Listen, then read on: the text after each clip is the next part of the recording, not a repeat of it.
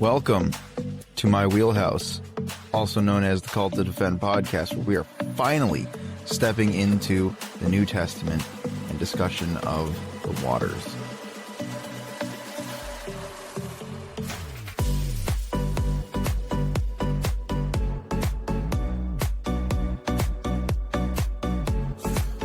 What do you mean? I know you mean like the New Testament is yours, but you phrase like Call to Defend is your wheelhouse. It's your baby, it's my wheelhouse. Okay. That's kind of a weird sentence to think about. I'm not sure how to process that one. There's much more we could talk about when it comes to the waters and the Tehom and the Yam. The problem is there's so many times they appear. Water by itself, Mayim, and then Yam and Tehom. You could go on for a while, but I think we kind of got the point across about how the Old Testament uses it. I think we should revisit one that we referenced at the very beginning. Those for like a minute? Yeah. But we have three passages that all told the same story, Right. that we could kind of dive into and have a good conversation about. Mm-hmm. So this is a very well-known passage. Extremely well-known. I'm saying this more for the listeners. You already kind of know this, but very well-known passage. Jesus walking on water, as many people call it. Matthew chapter 14, verse 22. And immediately he made the disciples get into the boat and go ahead of him to the other side while he sent away the crowds. And after he sent away the crowds, he went up on the mountain by himself to pray. So when evening came, he was there alone. But the boat was already in Stadia. I just blanked for a second. Distant from the land, being beaten by the waves because the wind was against it. And the fourth watch of the night, he came to them walking on the sea. But the disciples, when they saw him walking on the sea, were terrified, saying, "It is a ghost." And they cried out in fear. But immediately Jesus spoke to them, saying, "Have courage, I am he. Do not be afraid." I mean, we don't even make it out of the first verse before there's some divine stuff happening here. Oh my goodness. What are you seeing? So, I sit corrected, I guess. I'm sitting down right now, that's why I say that. Second verse. All right, the idea of, and he went up onto the mountain. Right? Mm-hmm. That exact phraseology is near verbatim of the Septuagint of going and meeting God, like Moses does it. Elijah does it. Yeah. It's a very intentional statement there by Matthew. Oh, very much. Right. So, And we talked a little bit recently about the more Jewish nature of Matthew's gospel. Matthew knows full well what he is writing when he says that. You'd be hard-pressed to find a single sentence in Matthew that is not very, very intentionally written to a Jewish audience. And for him to then say that he went up on the mountain, that specific phrase, not he climbed the mountain, not he walked up the mountain, he went up on the mountain. Matthew is a first century Jew. He knows the Septuagint very well. And especially since he's a tax collector and therefore very well versed in the common tongue, for him to use that phrase is very much an indication of something divine is about to happen. Something that is very clearly God oriented is about to happen. Right? Because when you get with Moses going up onto the mountain, that's obviously Mount Sinai. He goes and receives the 10 Commandments, and he has a meeting with God. And then when he goes up the second time, he comes back down and his face shines. Matthew is building here. The transfiguration is coming soon. Matthew is setting things up. And so we have here Jesus ascending the mountain. Sorry, I want to keep using that phrase. Going up onto the mountain to commune with God, just as Moses did, just as Elijah did. Matthew is building here in just this one little verse that nobody would even think about, really. In that one little phrase, Matthew is saying, God is about to appear here. Right? And obviously, Jesus is God. Right. He is constantly appearing, but something is about to happen that makes it so undeniably obvious that Jesus is the God of the universe, incarnate. Mm-hmm. And this is setting that up. No, yeah, you're right. The second you said that, I immediately thought about the shining face of Moses as well. Like, he has ascended the mountain. Now he's coming down. Something usually happens when they come down. Something usually happens when they go up too, but usually shows up heavily when it comes down. And I think it's interesting that it also specifies that he went there alone. Yes. So this was a very intimate moment between the Father and the Son on this mountain. They were having this communal moment on the mountain that now is going to play out heavily into this next section. It makes a point to say, and he was alone Yes. Yeah. there. Right? It says, evening now, having arrived alone, he was there. But yeah, that idea of intimacy and the fact that he goes up alone to pray, and we don't get any insight as to what happens there. It's so intimate, it's too intimate for us to even know. Which again, when Moses goes up on Sinai, we get a little bit. But then there's that section in Exodus 34 where it says he was up there for many days. Right? And even in Exodus, I think it's 19, it just says he's up there for many days. Right? And then that's why the Israelites begin to worship the golden calf, because they think, oh, he's not coming back. He's been up there for so long. But we only get that very brief glimpse. Yeah. Again, Matthew is building here. Something is coming. And in many ways, what we're about to read, yes, it's a very clear divine event. It's prefaced with the mountain. It's still just a step. It's building. Everything is building to the transfiguration. And so we have this Moses moment. Which is one of Matthew's big points, is him pointing out that this is new. Like, we have the talking about what Jesus goes through when he's an infant, the whole going to Egypt and all these other things. This is all Exodus language, is Exodus echoes. And then the Sermon on the Mount is the completion of the Mosaic Law. Yeah. So Matthew's entire gospel is just setting up Jesus in the Jewish context, saying, hey, guys, this person that you've been looking for, he came, you killed him, and then he rose from the dead. He's God. Wake up. I think that we rightly understand that there's much Greco-Roman bibliographical writing in here, but it is not to say that, but they also heavily include Jewish writing style and tradition. Oh, extremely. So they keep some of those the biographical elements in there to show there's history, but also they're describing it with the Jewish theological flair. Not to be like, hey, this is not really this, but to be like, hey, yo, Jewish readers and those who read the Old Testament under Jewish teachers or Old Testament teachers, here you go. Right. You should be able to see this right here. It's right in front of you. But we don't see it right in front of us because we just kind of disassociate. Not just like cultural post-Western, like we always talk like the post-Enlightenment Western society and this, but we kind of disassociate New Testament, Old Testament. We, whether we realize it or not, tend to pull almost Marcionist type stuff. A little bit, yeah. Like, not a nickel for every time Marcion came up today. I'd have 2 nickels. Like, it's not the same where we're talking about how the two gods are like God here and God here is different, but like we treat the two testaments like they're different and they just touch on each other because old bad, new good. Yeah. And it's like, no, they're all good. I mean, Matthew is the second part of Exodus, right? And in a lot of ways, and we're kind of rabbit trailing here a little bit, but in a lot of ways, Jesus is the Moses that Moses wasn't. Yeah. Right? Like, where Moses failed, Jesus succeeded. Yeah. Right? And I mean, we maybe could do a look at the 2 books side by side and compare them. But like, just take, for example, Matthew 4, where Jesus is tempted in the wilderness. Yeah. Yeah. That's the wilderness for 40 days, 40 nights. 40 years. Right. It's that continuation of 40. Exactly. And then, turning the stone to bread. Oh, yeah. Well, there's manna for you, right? Yeah. I mean, it's so clear and obvious when you're looking at it that every single event is Jesus succeeding. In some cases where Moses succeeded, but in other cases where Moses failed. Yeah. I mean, that's... As in, he is not only the new Moses, he is the better Moses. Yeah.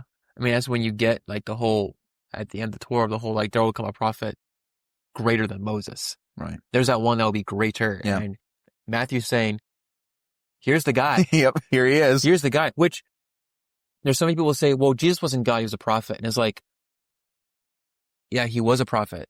That doesn't mean he's not God. Prophet doesn't mean that you can't be God. It's a messenger who's given the message from God. And there's certain qualifications. The angel of the Lord. Right, who is the pre-incarnate Christ and is there all throughout the Exodus. Yeah. And is called Yahweh. is called Yahweh. Because he has the name in him. Right. It's the whole name theology stuff. That's where we get the first, like, actual confession of the name Yahweh. The angel of the Lord is the one who says it, who says, I am, which gets us back to Matthew 14.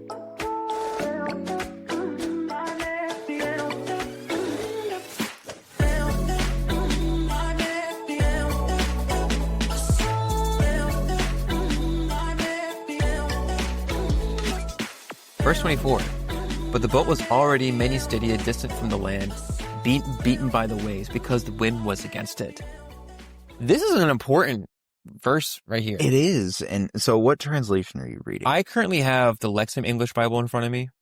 Okay, interesting.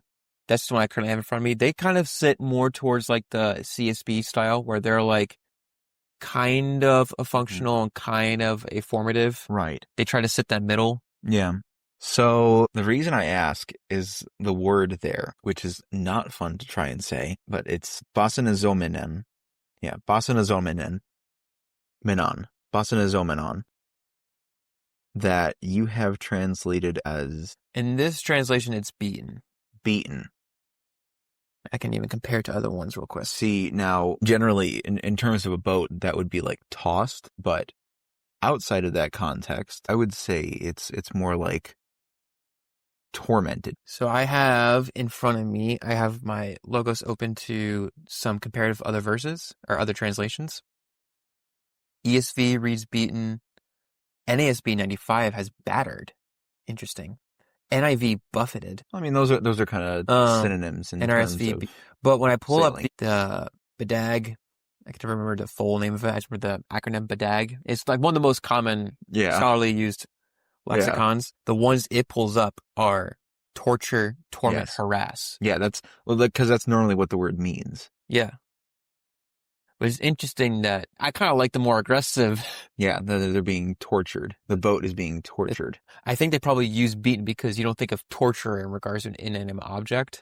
Right. But who's in the boat? They're exactly. People. So they're being tortured by this. And so they are right now being subject to chaos.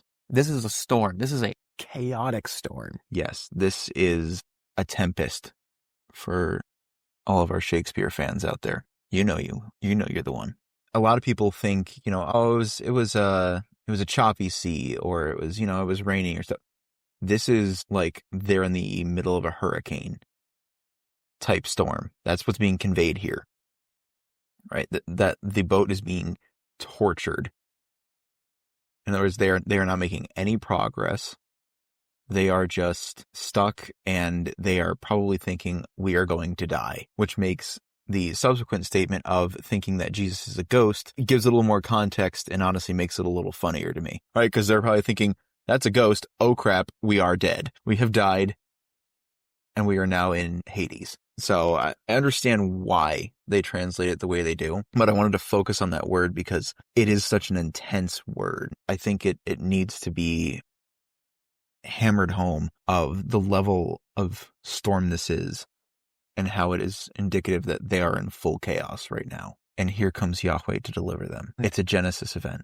So what's also interesting is I appreciate that you mentioned that the whole part about the torture's beating. I'm glad you appreciate that I mentioned torture. No, the reason is the reason I say that is when you look at Mark in verse 48.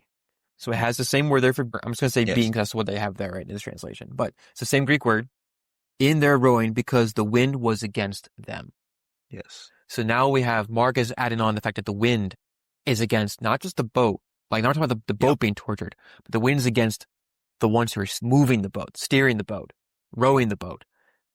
That, sure, grammatically you have, maybe they translated beat because it's the thing that's being beaten is the boat, but it's against the people in the boat. And Mark hammers that home explicitly. He does. It's interesting.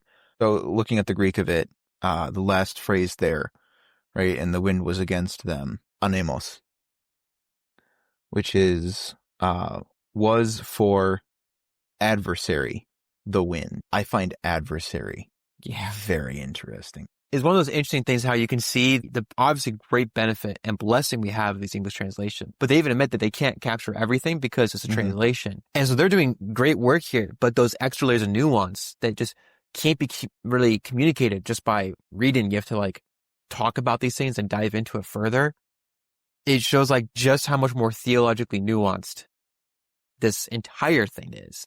This is not merely just wind. This is not merely just Jesus praying on a mountain. This is a prophet, God, storm, chaos, conquering moment. And especially because we talk about, when we talked about previously, I guess, how both wind and water are chaos forces. Yeah. And you get them both here, right? So you get the water, which is described as torturing the boat, right, in the storm. And then you get the wind, which is, quote, was for adversary. Yeah. Which, you know, adversary is a very specific word. Most often it is used for Satan. And so I think of your adversary, the devil, as roaming around like a roaring lion seeking whom he may devour. This is very much, as we were talking about, a Genesis event. This is chaos. The adversary is present, and here comes Yahweh. Which again, we're going to get there. But here comes Yahweh, and he is going to conquer chaos, the adversary, and there is not a thing they can do about it. Yeah.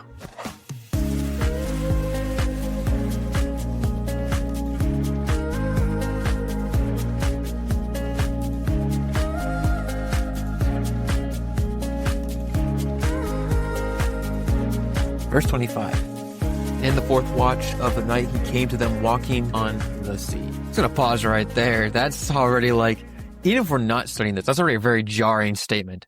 Yeah. Man's walking on the sea. Also, real quick, he's not walking on water. They're very specific about their word choice here. Yeah, so there are three words in Greek for sea. There is abusos, which is abyss, thalases, which is sea, and then pontos, which is also sea. Pontos is not that commonly used in scripture. It's actually more so used in mythology. I'm blanking on who it is right now. There is a myth about I believe it's a Greek figure who becomes a mermaid, or I guess merman because he's male, but becomes a mermaid man and goes to the bottom of the sea, right? And it's pontos. That's the word that is used there. Pontos, not so much used in scripture outside of, as we talked about, Pontius Pilate. Right. And he chose that name for being the fifth governor. And so that was a little bit of fun that the Jews had with his name, right? Because obviously now he's acting as a force of chaos. So they poke fun at him a little bit there, which he wouldn't really have been aware of because it's a Jewish custom and he's not a Jew. But primarily in scripture, you get the word thalases, and then in specific cases, you get the word abusos, right, where there is a theological meaning to be conveyed.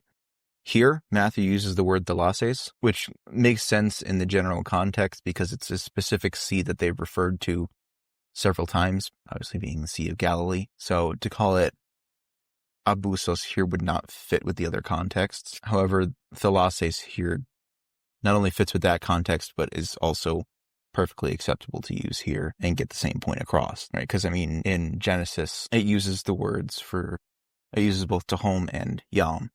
And Mayim. Right, but generally the words for sea are used not quite interchangeably, but alongside one another to still convey the same meaning. Yeah, and I think the really interesting thing, too, is how it's still building up.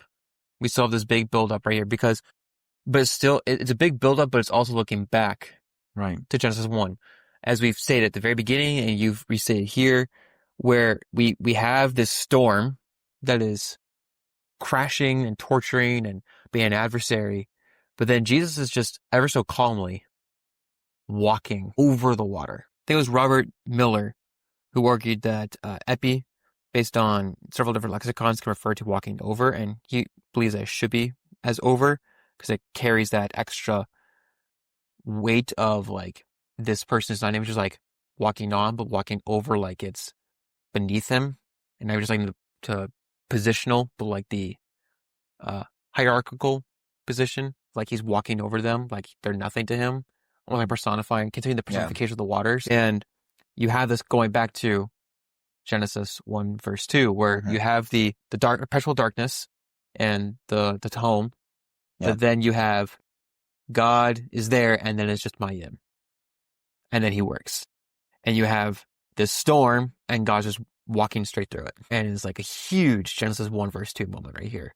Absolutely.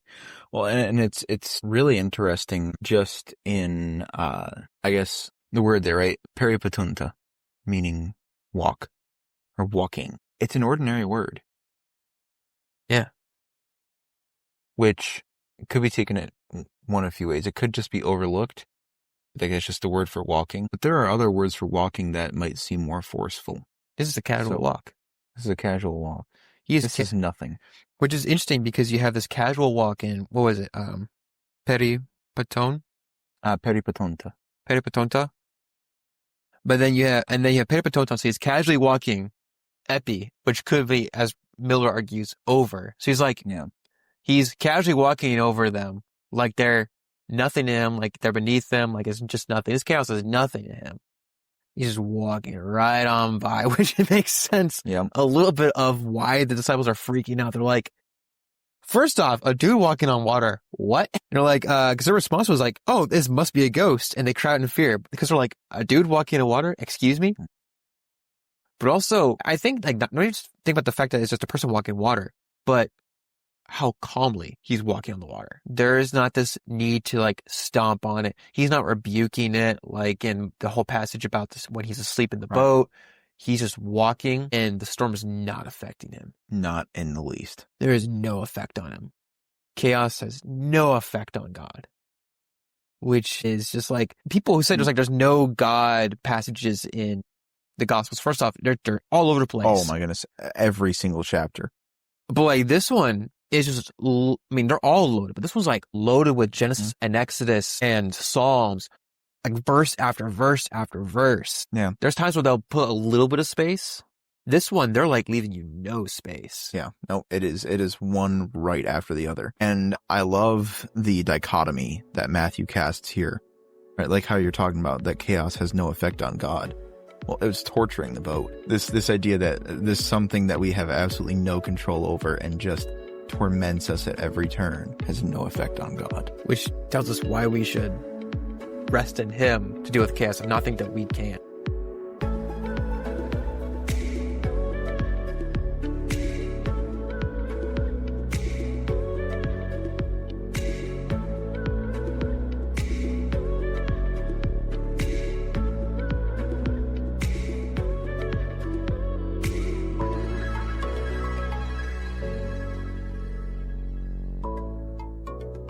You know, I was thinking about this earlier, not in the same exact context, but similar. I don't know if you still listen to NF at all or anything like that. Not a lot, but I did see that he has something coming out recently. Okay, yeah.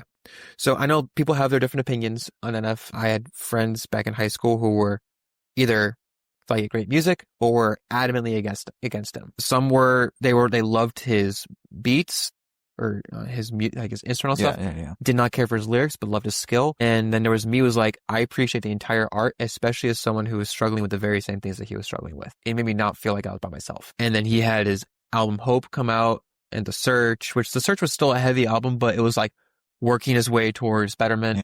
Hope was like still hard, but we're getting there. And then today, Fear dropped. Oh, that came out today. It came out today. Okay. By the time we're recording this, 2 music videos came out with it. But the first one, the very first song on the album, which is the title track, and is the first music video that came out. There's some people who was like hyped about the entertainment value of it. I found myself crying for him because you saw that all this effort to get better has just collapsed back on. And we talked a little bit about chaos with like the cosmic, spiritual, like visual level. Like you see this storm here that God's walking through, like it's nothing. And like this very visual chaos. And we kind of mentioned the whole personal chaos last week. And I was kind of thinking about it today when I watched that. And I was thinking one of the chaoses that is so prevalent in our society today that on one hand, I think on one hand is over-talked and also under-talked at the same time is the mental and spiritual health people are having. Overtalked in the essence that people overstate certain aspects of it, and I think that the wrong aspects to overstate. And it's like the whole, it's just chemical issues, it's just this. Right.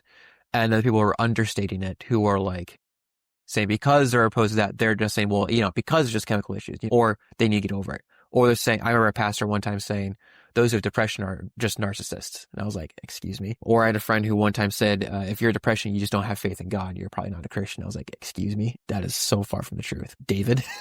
Yeah. I mean, how many lamenting psalms did David write? Oh my goodness. And to bring it up for the second time today, when his son dies. Oh yeah.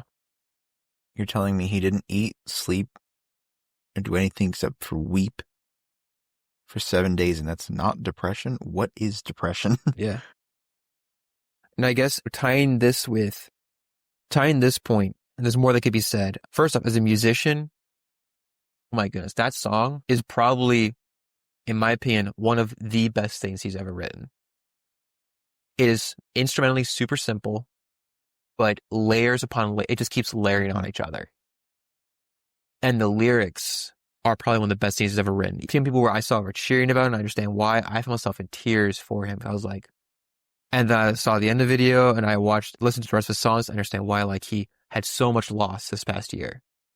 And then he's afraid about how his music is not feeling the same way anymore to him. Yeah. He said he's still writing, he doesn't not writing trash, but he doesn't feel like he has the same motivation, where he's worried that he's losing it as a musician, and like all these things that he had hopes for and his dreams are like, are all come crashing down. And he's like, Lord, I'm lost. I'm confused. Is this you?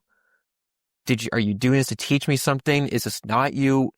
Did you burn this down? Did I burn this down? What's happening here? And I'm not going to answer those questions for him, but last week we talked about how the chaos fights sometimes the way it fights God is by attacking God's creation, God's people. Yeah. And I hear how, because the storm can't do anything to God, the one is torturing is the people in the boat. Chaos, it's not just sometimes that whole spiritual warfare that we kind of think of it, like this very visual cosmic thing. Sometimes it's that personal low ground, hidden, but no matter how visual or unvisual it is, it doesn't go quietly unless God intervenes. And even if like for a second it thinks God is not involved, it will try to seep its way back in, especially if we let it. Or if we find ourselves in a position, whether we meant to punish others or not, where it comes back to absolutely decimate us. And I say that because when I listened to NF's song today and watched that video, I was reminded of how many people in our country and across the world where chaos, that's all they know.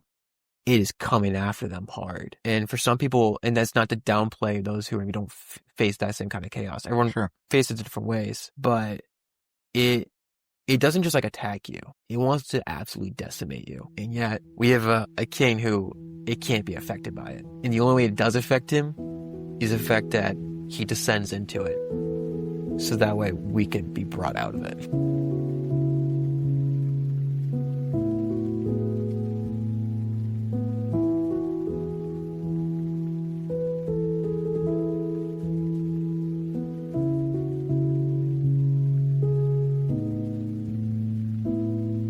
I taught a 2-hour lesson, essentially, on John 1:1 that pales in comparison to what I could teach on Matthew 14:27. And it is my favorite Greek verse. So I want you to go ahead and read it in the English. Sure. But immediately Jesus spoke to them, saying, "Have courage, I am he. Do not be afraid." Which is like a very common translation is "I am he." That's not what Jesus said. Euthus de alelesen ho Iesus atois legon tharasete ego I me. Straight, but Jesus said to them, I say, be of good cheer. I am, says Yahweh. I got chills, man. Wow. I mean, that when I first started looking at this passage in the Greek, I genuinely had to stop what I was doing and I just stared ahead for like 5 minutes trying to process what exactly just happened there. I mean, that is Exodus 3. Moses tries to make up an excuse and get out of it. He's afraid. And the angel of the Lord says, I am. The disciples here are afraid. They want out of this chaos. And Jesus' response to them is Yahweh. I could write 1,000 term papers on this one verse and all of the significance that it is, and the culmination of these past few verses right here, where we have the prophet go up the mountain, meet with God, and we go back to Genesis and say, there is chaos, there is tormenting, God is over it, it is nothing to him. And then we have, boom, here is God, undeniably, ever present, even in the chaos, Yahweh.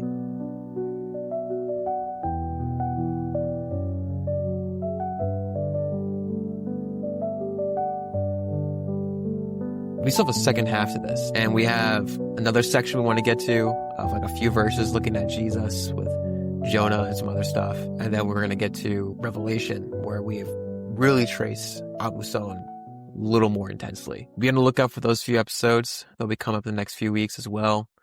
Man, have courage. Do not be afraid. He is. He is. And with that, whatever chaos you're going through, whether it be relational with people, whether it be something visible, like what they're going through here, or be something that is so personally entrapped by you in your head that no one else can see it, but is tearing you apart. One, I don't know how to respond to all of those in kind, truly. And I don't think this is the platform for you to do that. I pray that you go find someone that in the church that you can find to help with that, and to pray to the Lord with help for that. Have courage, take heart. He is, and He is reigning. So with that, thank you for tuning in with us. We'll continue our conversation with Chaos Waters, As the Lord will. and we will see you guys next time.